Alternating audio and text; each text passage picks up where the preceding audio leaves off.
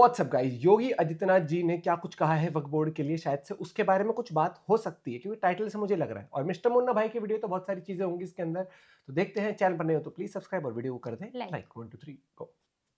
आज हमारे पास वक्फ की जमीन इतनी है, मैं ये बात बताकर आप लोगों को खत्म करना चाहता हूं। पहले दर्जे पर डिफेंस की है, दूसरे दर्जे पर रेलवे की है, तीसरे दर्जे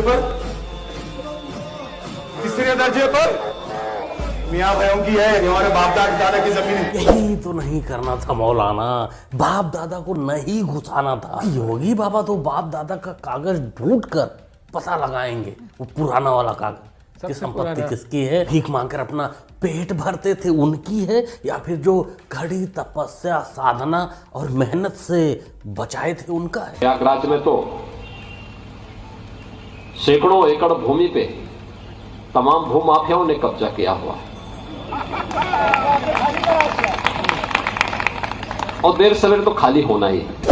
बस इतना ही सारा काफी है माफियाओं का पैंट गीला करने के लिए। और जो लोग नशे में सस्ते नशे करके अपना जमीन बता देते हैं, भारत के किसी भी कोने का किसी भी मंदिर को अपना जमीन बता देते हैं, उनके लिए। असल तो बात यह है कि बद्रीनाथ नहीं, वो बदरुद्दीन शाह हैं।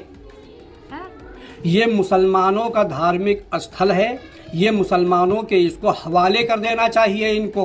वो बद्रीनाथ नहीं है, नाथ लगाया है, इससे वो हिंदू हो गए क्या? वो बदरुद्दीन शाह हैं। तारीख उठाकर देखें, इतिहास का पहले मुताला करें ये तंजीम, उसके बाद में आगे बकवास करें। मौलाना लटकन मियां, ज्यादा तारीख पर जोर मत डालो, क्योंकि अगर तारीख खोजी जाएगी तो फिर तुम्हारे सलवार की भी तारीख मंदिर के साथ साथ पता चल जाएगी। जनता जान जाएगी लटकन मियां कि तुम कब, किस समय और किस तलवार के दम पर सलवार पहने थे। क्या नाम है आपका? मोहम्मद आलम।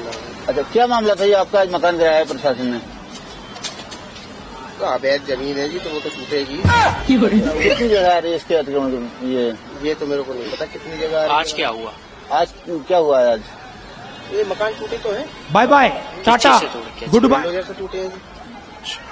तो आपको नोटिस दिया था क्या पहले? नोटिस तो जब आया, ये मान लो बिना नोटिस के थोड़ी ना टूट जाएगा कोई भी चीज। गलती से ही, लेकिन आलम भाई ने सच्चाई बता दी। अपने घर पर बुलडोजर चलने की सच्चाई बता दी कि भाई अवैध है तो चलेगा ही, क्योंकि अखिलेश मियां जैसे लोग ट्विटर पर लिखने के लिए रेडी ही थे, बटन दबाने ही वाले थे, पोस्ट करने ही वाले थे कि योगी सरकार मुसलमानों को परेशान कर रही है। लेकिन आलम भाई की सच्चाई से वो बेचारे चूक गए, लेकिन आगे नहीं चूकेंगे, फुल तैयारी के साथ रहेंगे, घटना वाले स्थान को ही हाईजैक कर लेंगे, दिखाना है उनको ना। देखिए, माननीय मुख्यमंत्री योगी आदित्यनाथ जी का जो बयान आया है कि वक्फ की जो अवैध तरीके से संपत्ति वक्फ बोर्ड ने कब्जाई है उसे वापस किया जाएगा, तो ये बयान उनका सराहनीय है, क्योंकि ये हम जानते हैं और हमारा इस पर पूरा मुआयना है कि वक्फ बोर्ड ने ज़मीनें अवैध तरीके से कब्जाई हैं। वहीं दूसरी तरफ जो वक्फ की ज़मीनें हैं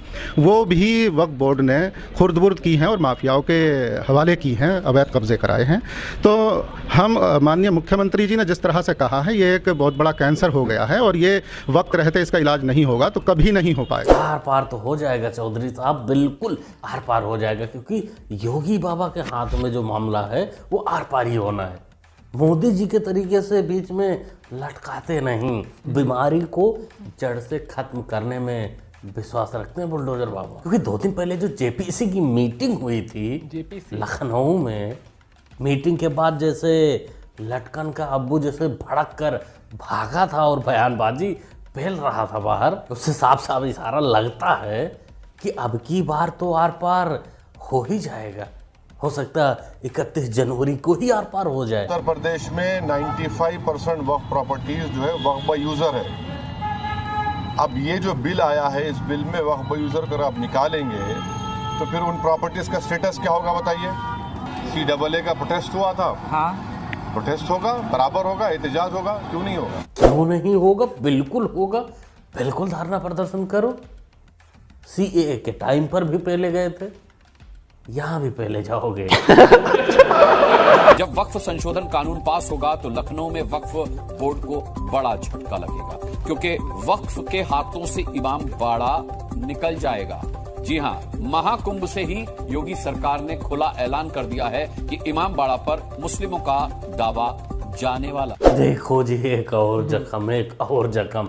योगी बाबा ने संगम में डुबकी क्या लगाई, माफियाओं को लेकर डूब गए। खैर, इमाम बाड़ा को तोड़ा या गिराया नहीं जाएगा, लखनऊ में इमाम बाड़े को तोड़ा नहीं जाएगा। अभी तो उसका रिनोवेशन का काम भी चल रहा है। हाँ, उसके असली मालिक का पता लगाया जाएगा, और असली मालिक तो सरकार ही है, क्योंकि अभी जो भी टूरिस्ट आते हैं वो एक टूरिस्ट पैलेस है, उसका पैसा, उसका कमाई कहीं और जाता है, वो सरकार के हाथों में बिल्कुल नहीं पहुंचता। तो इसलिए उस पर नजर बनाए रखना जरूरी है। दामन मुस्लिम कंट्री का नाम ले लो तो चिढ़ जाते हो। यहाँ पे हमारा नागरिक है, हम हिंदुस्तान के नागरिक है। लाल किला है, कुतुब मीनार है, ताजमहल है, सब चीज है। तो मुसलमान नहीं रहते तो बनता कैसे? आप बोल रहे हो मानते हो मुगल पूर्वज था मुगल, तुम्हारा बताओ। समझना है नहीं, चिल्लाना। मुगल पूर्वज था, मुगल नहीं, मेरा तो नहीं था। मेरा भी नहीं था तो फिर कुतुब मीनार मुगल बनवाया, कैसे तुम्हारा हो गया बताओ? ना तो ही मुगल को पूर्वज मानने के लिए तैयार है, लेकिन मुगल का बनाया हुआ चीज को हमारा कहता है। ना भारत के नागरिक अपने मदरसे वाले मौलाना से बोला करो, ठीक है? मानने के साथ साथ ज्ञान भी दिया करे, ज्ञान भी पेला करे, जिससे नाम से पहचान नहीं काम से हो सके। क्योंकि नाम में तो बहुत घोटाला है। क्योंकि तेजो महल को ताजमहल बना दिया जाता है, मुबीन मामा भांजा नाम से शाकाहारी भोजनालय चलाता है, सलीम भाई भी शाकाहारी भोजनालय चलाता है, लेकिन बाद में फिर बाबा जी बुलडोजर लेके आ जाते हैं।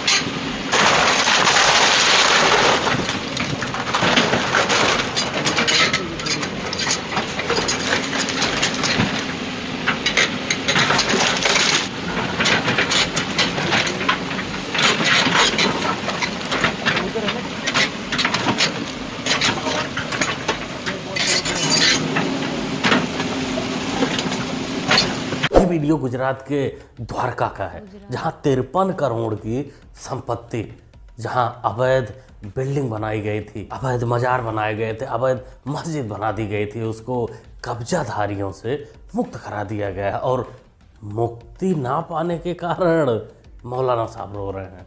अरे आलम भाई के तरीके से बोल देना था, अवैध है तो टूटेगा ही। अवैध जमीन है जी, तो वो तो टूटेगी। जिस भाई ने पूछा ना तुम्हारे अम्मा अब्बा कुंभ के मेले में क्या करने गए थे, तो भीख देने गए थे। भीख तो दे सकते ना, भीख देने का तो हक है ना, किसी को भीख दे सकते। ये तो पता ही होगा ना, मेरे अम्मा अब्बा बड़े दयावान, मैं भी उनकी बेटी उनसे बड़ी दयावान। हम जाते हैं ऐसे भीख देने के लिए, चले जाते हैं, भीख देने गए थे, और क्या करने जाएंगे वहाँ?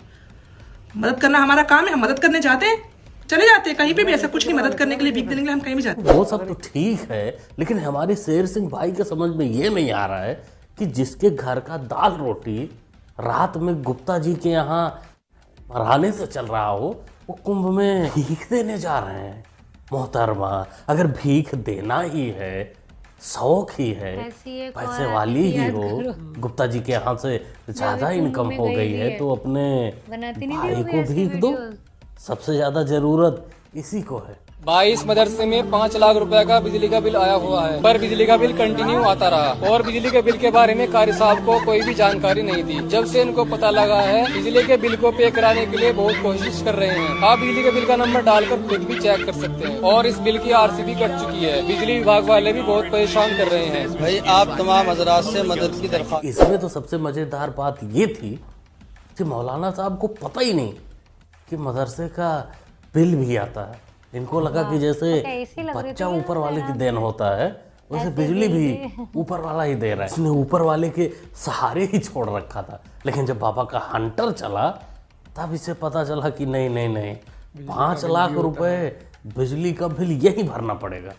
अब उसके लिए ये मोहतरमा रात दिन ड्यूटी करें इसके पास, या गुप्ता जी से लेके दे दे। वैसे तो ऐसे हो सकता है कि भारत के संसाधनों से पलने वाला, भारत की जनता के टैक्स से चलने वाला एक ऐसा संस्थान जो अनुसूचित जाति, जनजाति और पिछड़ी जाति के लोगों को कोई आरक्षण नहीं देता है, लेकिन वहां पर मुसलमानों के 50% आरक्षण की व्यवस्था वे लोग अपने स्वयं के माध्यम से करने का प्रयास करते हैं। भारत का संविधान अनुसूचित जाति, जनजाति को और मंडल कमीशन की रिपोर्ट के आधार पर पिछड़ी जाति के लोगों को आरक्षण की सुविधा देता है, लेकिन इस सुविधा अलीगढ़ मुस्लिम विश्वविद्यालय में क्यों नहीं मिल पाती है? भारत का पैसा लगा है, अनुसूचित जाति, जनजाति और पिछड़ी जाति के लोगों को भी वहां आरक्षण की सुविधा का लाभ मिलना चाहिए, नौकरी में भी मिलना चाहिए और अनुसूचित जाति और पिछड़ी जाति के बच्चों को प्रवेश में भी वहां सुविधा प्राप्त होनी चाहिए। स्पष्ट, निर्भीक और बेधड़क योगी जी की एंट्री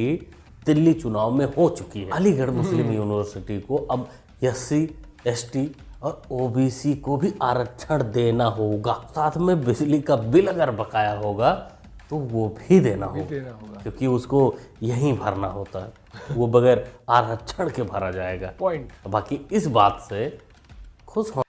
ये जो आपने अभी वीडियो देखी है, मुझे लगता है कि वक्फ बोर्ड के ऊपर ना एक कानून और मुझे लगता है स्ट्रिक्ट आएगा। तो जहाँ कुछ ऐसा दिखता है ना, ज्यादा भीड़ इकट्ठी है, क्लेम सब करना कोई सबसे पहले सबसे बड़ी दिक्कत है, क्लेम करने बहुत जल्दी पहुंच जाते हैं।